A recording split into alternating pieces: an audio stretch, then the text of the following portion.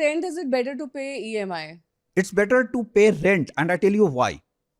1 करोड़ की प्रॉपर्टी ही आप ले लें, उसका रेंटल वैल्यू कितना है? 25,000 रुपए। और EMI आप कितना दे रहे हैं? ज्यादा, 80,000 रुपए दे रहे हैं। दोनों के बीच का डिफरेंशियल अमाउंट अगर आपने इन्वेस्ट कर दिया, 12% का भी रिटर्न मिल गया, जो कि फाइनेंशियल प्रोडक्ट के रिस्क को अरे आप हटा दें। माँ बाप लोग इतना कैलकुलेशन नहीं कर पाते हैं ना, उनको तो चाहिए घर। और सबके ऊपर ये सोसाइटल प्रेशर है और ये पेरेंटल प्रेशर भी होता है कि आपको एक छत चाहिए। हाँ। अभी the barriers are not between males and females also, female को भी होना चाहिए कि आपको देर सवेर कोई प्रॉब्लम हो तो आपके पास एटलीस्ट एक घर हो। Single women are one of the major catalyst of property buying. So वो एक ऐसा सोसाइटल नहीं, वो सोसाइटल जो आप पेरेंट्स की बात कर रहे हैं, वो पेरेंट्स इसलिए कहते हैं क्योंकि उनके टाइम में फाइनेंशियल असेट्स मार्केट में नहीं आए थे। उनके टाइम में क्या ऑप्शन थे? Property and also they don't understand mutual funds और उनको ये नहीं समझ में आता है। फिजिकल बाइंग ऑफ गोल्ड के अलावा गोल्ड ETF वगैरह भी नहीं समझ में आता है। उनके लिए गोल्ड का मतलब ये है कि फिजिकल पोजीशन आपके हाथ में होने चाहिए। तो वो उनका एक अपना, लेकिन मैं कहता हूं आज का यंग जनरेशन जो कि फाइनेंशियली अवेयर है, हम लोगों के साथ क्या है, we are a privilege generation कि हमारे पास कम से कम इतने इंफॉर्मेशन है। ग्लोबली इन्वेस्टमेंट में क्या हो रहा है हमारे पास उसके सारे इंफॉर्मेशन हैं।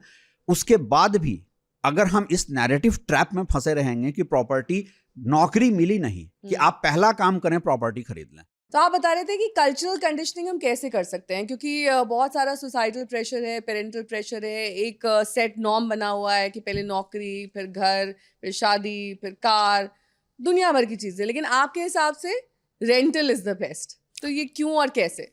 देखिए, दो चीजें हैं। If you are allowing somebody else, society, to manage your finances, then all that any wise advice would be good luck. आपको अपने फाइनेंस खुद देखने हैं, और जब आप फाइनेंस कैलकुलेशन करते हैं तो मैंने आपको बताया कि देखिए ROI सबसे कम है, एंट्री कॉस्ट बहुत ज्यादा है। आप बताइए म्यूचुअल फंड में, गोल्ड में आप ज्वेलरी भी बना रहे हो तो भी क्या 12% से ऊपर का आपका एंट्री कॉस्ट है? क्या उतना एग्जिट कॉस्ट है? रियल एस्टेट का एंट्री और एग्जिट कॉस्ट बहुत ज्यादा है, होल्डिंग कॉस्ट बहुत ज्यादा है, हर महीने का बहुत ज्यादा है। तो ये चीटिंग के चांसेस बहुत ज्यादा हैं। टेंशन, आप बिल्डर चीटिंग, आप उन लोगों से जाकर पूछें जिन्होंने, लोग कहते हैं प्रॉपर्टी में सबसे कम रिस्क है, आप उन लोगों से जाकर पूछें जिनको कि पिछले 20 सालों में घर नहीं मिला है। नहीं मिला है। मैं ऐसे लोगों से मिला हूं जिन्होंने अपनी शादी के समय घर खरीदा था, आज वो उम्मीद कर रहे हैं कि शायद सुप्रीम कोर्ट का इंटरवेंशन है तो उनके बच्चों की शादी के समय घर मिल जाएगा। तो यहां चीटिंग। दूसरी बात, कॉमर्शियल प्रॉपर्टी पे आते हैं। कॉमर्शियल प्रॉपर्टी में लोग कहते हैं ROI बहुत ज्यादा है। मैं कहता हूं कॉमर्शियल प्रॉपर्टी से ज्यादा रिस्की कुछ नहीं है।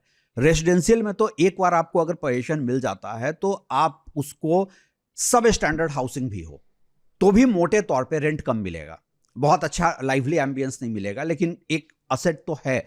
कॉमर्शियल में अगर बड़े ब्रांड नहीं आए तो घोस्ट मॉल्स जो हैं इंडिया में भरे पड़े हैं। आप किसी मार्केट में जाकर देख लें, अगर 10 मॉल बने पड़े हैं तो वहां मुश्किल से 1 या 2 चल रहे हैं। नोएडा में ही 4-5 हैं जो घोस्ट मॉल्स पड़े हैं। तो यहाँ पे रिस्क एलिमेंट भी बहुत ज्यादा है। तो मैं ये कहता हूं कि ये हर इंडिविजुअल को डिसाइड करना है, उसके फाइनेंसेज सोसाइटी मैनेज करेगी, प्रीवियस जनरेशन का विजडम मैनेज करेगा, या वो खुद मैनेज करेगा।